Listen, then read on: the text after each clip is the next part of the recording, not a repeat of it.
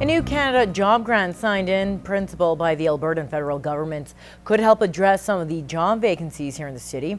Now, it could provide up to $15,000 per person to cover training costs, including tuition. We're in an area where there's tons of employment, tons of opportunities, but we lack the employees. Yet there seems to be a lot of people searching for jobs. It's to give them the opportunities to get in there. It's just the bigger push to get Canadians employed. The grant is meant to be used for short-term training at community colleges, trade union centres, or by private trainers. But Chris Parsons' major concern is the small businesses. There's lots of paperwork to be done, lots of filing to be done. So if smaller businesses don't have the manpower, we're just concerned that where are they going to find the time to push through all the paperwork. Alberta was the fourth province to sign the Canada Job Grant. Well, despite growing tensions and escalating violence in Ukraine, many Canadians are showing their solidarity with their fellow countrymen. Here in the border city, the 9th annual Ukrainian Dancing on the Border brought in hundreds of dancers. As Anna Stanislaw reports, it was a chance to revel in their culture while thinking about the crisis back home. It was a three-day festival filled with bright traditional costumes and continuous Ukrainian dancing. Dancers from all over Alberta came together to perform and to uphold their culture. Ukrainian dancing brings back family tradition. My Baba's Ukrainian, and I guess it kind of just makes her proud that we've continued the tradition of dancing. It means a lot, like there's lots of performance and I really like that. When we see each other every year, we're giving each other hugs and saying how nice it is to see each other, and you're just one big family, and there's nothing better than it feels like to actually come home, and that's what it feels like.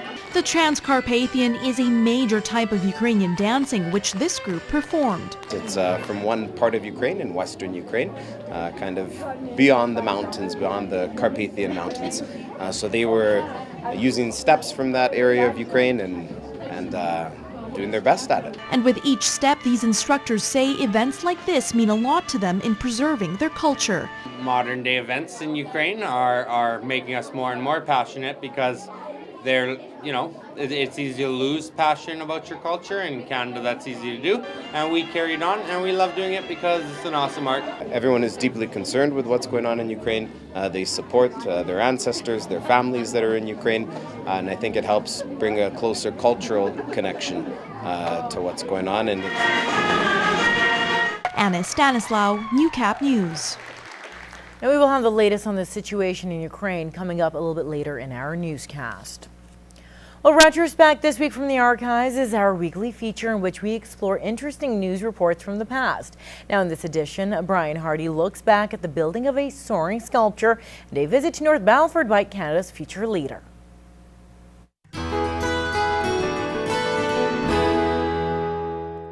It's April 1990 and we get a visit by the man who would be Prime Minister. Jean Chrétien made a stop in North Battleford on Thursday afternoon. He was there to do some quick campaigning. The Liberal leadership hopeful spoke to a crowd of 200 enthusiastic supporters for about 10 minutes. Chrétien spoke on most of the current issues, including Meech Lake tax reform and Canadian unity. For me, the Canada that I believe in, it is possible to be a Francophone and to be at home in Saskatchewan, and to be an Anglophone and to be at home in Quebec. That is the Canada that I believe in.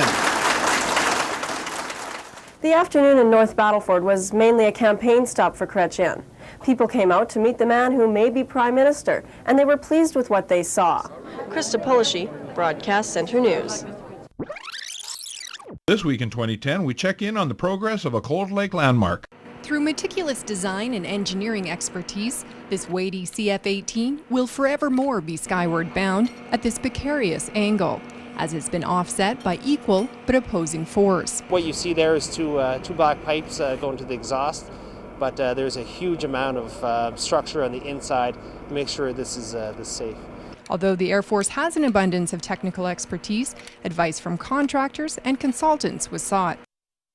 Once all necessary prep work was completed on the plane and the base, local contractors were called in to ensure the plane was lifted into place correctly. Well, this has been a 6-year project. We started this in 2004 with design, We attempted to put the aircraft up in 2005, and here we are again today, 5 years later, finally with success. In Cold Lake, Corleen Jarvis, Newcap News. Join us next time for a tribute to a long-serving broadcaster on Retrospect, this week from the archives.